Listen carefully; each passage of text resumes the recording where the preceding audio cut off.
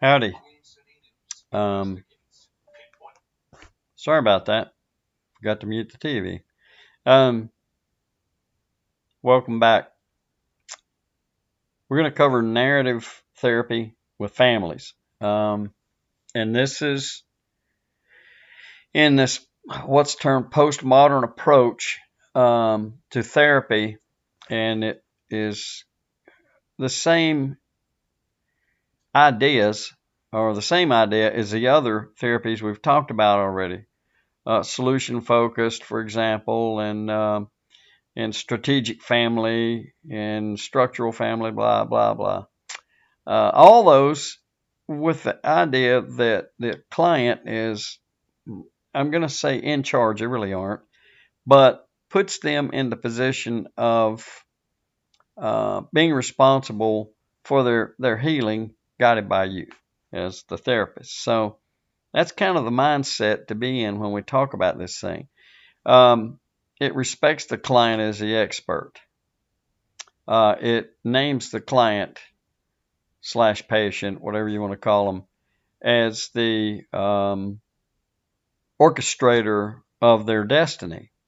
And it also acknowledges the fact that a person's perceptions and experiences are the foundations for their belief systems and their behaviors. So the idea is that a person's life and relationships are shaped by these influences. Uh, this therapy and some others, but specifically this one, calls that a person's story, your stories. You create these. Now, remember that we're talking about relationships here, family relationships. So these stories are things that you create in a relationship, or you create these stories for a relationship. We all want to be in a relationship of some sort. Human beings want to belong. That's a normal instinct.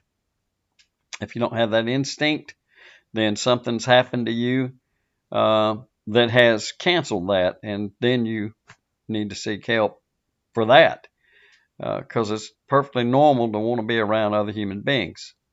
I'm not saying you desire crowds. I'm just saying that our normal social needs are to be around others of our kind, human beings. We don't want to hang around with dogs or monkeys or whatever. We want to hang around with human beings.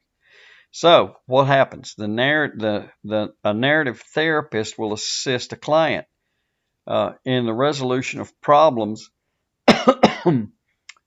by this separation that they introduce them to. Separate yourself from the problem and the problems that keep you from having a fulfilling life. Not a fulfilling life as in a Abraham Maslow view of it, but a fulfilling life, the things that we all want. Security, safety, relationships, financial security, blah, blah. I hate to keep saying blah, blah, but it fits. So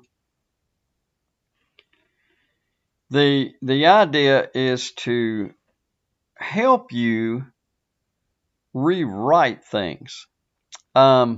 And I'll expand that in a moment. Separate yourself from the problems that are causing you to not live the way you want to live. And it's actually a challenge. The therapist will challenge you. And then what they ask you to do is to negotiate newer views, newer perceptions, or not newer, new perceptions to wind up in a better situation. They call that reauthoring. Reauthor your life so that you have left behind the troublesome things and now you have some a new view. And you do that by deconstruction. You take your current beliefs, your current attitudes, your current perceptions, all that stuff, and you just basically disassemble it. And then you reassemble a new way of living. It helps people, this therapy helps people understand the identifications. I think your text uses meanings. I like identifications better, of themselves. How do I identify? What's my self-identity? And also my relationships. And of course, within the family, because that's what we're dealing with here. So we have to examine interactions, family interactions. And again, that word story. What have these things done to write the story? What are the components of the story? I want to identify whether or not I'm the problem, or am I perpetuating the problem, or am I part of the problem? And these are the recognitions, the realizations that the therapist has to help you recognize. And then we want to reauthor. We want to help you reauthor. We want you to have a more preferred story, a healthier story. Just a very brief history. The two fellows credited with the development of this narrative therapy are Michael White and David Epstein. They began this work in '81 at a workshop, and I won't go into all those different details, but they realized that, hey, we have the same attitude or the same view of therapeutic function related to marriage and family counseling. So let's, particularly family counseling, so let's get together and kind of examine this and see if we can go somewhere with it. And they did. They eventually wrote two books. One book, and it was renamed to a more descriptive title, but basically the same stuff, naming to you and instructing a therapist in this narrative therapy business. And it's still in use today. It started, as I say, in '81, and it's a very popular therapy. It's used in things such as sexual abuse, sexual assault, eating disorders, anger, depression, and anxiety, the two really big ones, and many more things. Those are some of the outstanding areas that it's used in. It helps everybody, children, adolescents, adults, and even families. So that's what it was designed to do, and it works. And then what basically are the nuts and bolts? I'll cover that real quick, and then we'll be done.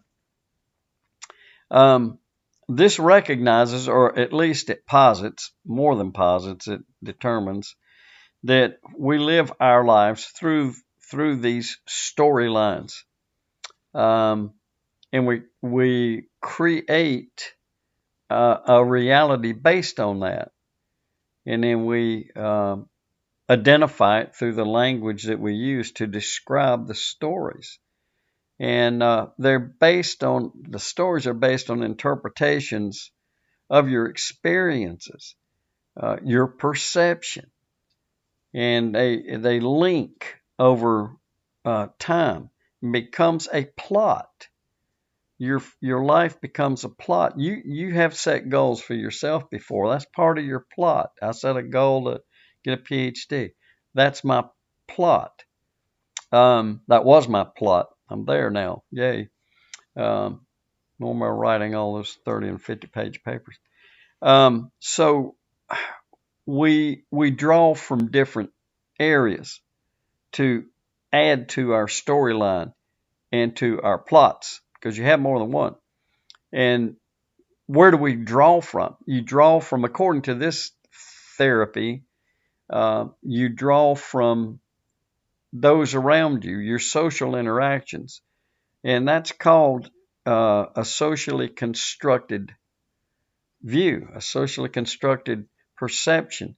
If you look at Kelly and his theory of personality, he says personality is a social construct. Your personality comes from interaction with society. And that's what this is saying. You interact with society and it influences you and helps you, or rather guides you, not helps you, but guides you in how you organize experiences. And then those in turn shape your behaviors. So if they're troublesome, they need to be fixed. Now, the big word, this is all subjective. Your reality is subjective. What does that mean? It's your interpretation.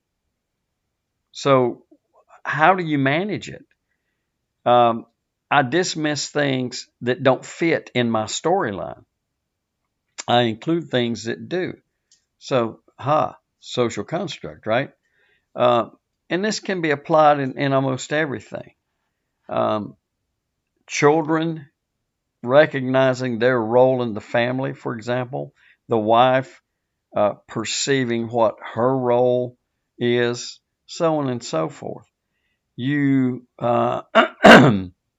you are encouraged and then even guided to redescribe what your role in the family is. And and we're talking about troubled roles.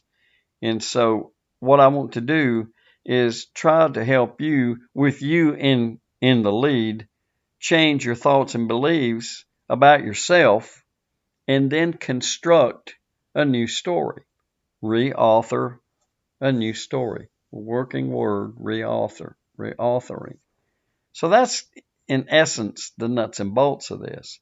Not complicated, just kind of a different view of stuff that we've been talking about. Narrative therapy with families. So there you have it. I'll be back with you soon. Take care.